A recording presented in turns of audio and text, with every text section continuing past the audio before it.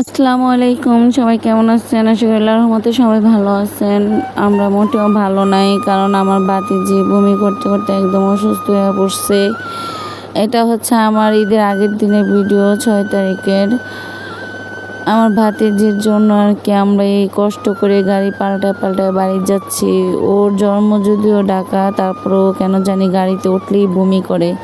ওর জন্য এত ঝামেলা করে যাচ্ছি। যে এটা হচ্ছে ফেরি পার হচ্ছে আর কি, ফেরি দিয়ে নদী।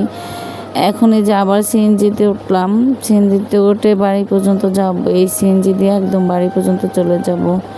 যেহেতু আমরা 3জন মহিলা মানুষ যাচ্ছি, খুব প্যারা। তারপরে ভাতিজি বমি করে, তো আলহামদুলিল্লাহ এখন কিছুটা ভালো। ওর মা বলতেছে এতক্ষণ কি বমি করে এতক্ষণ শুয়েছিল, এখন টাটকা বসে আছে। তো আমি আবার ওর মুডটা ভালো করার জন্য ওর সাথে দুষ্টামি করতেছিলাম যে আমার ভাতিজি পচা, শুধু গাড়িতে উঠলে বমি করে। এখন উনি আর খোঁজে কিছু পায় না, এখন আমারে বলতেছে নিজে হিজাব বাঁধে পচা।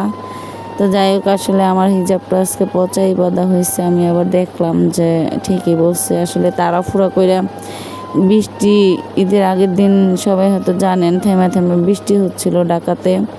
খুব কষ্ট করে আমরা আসছি। তো এই পর্যায়ে যাই হোক, যা বাঁধা হয়েছে, মোটামুটি বাড়ির কাছাকাছি চলে আসছি।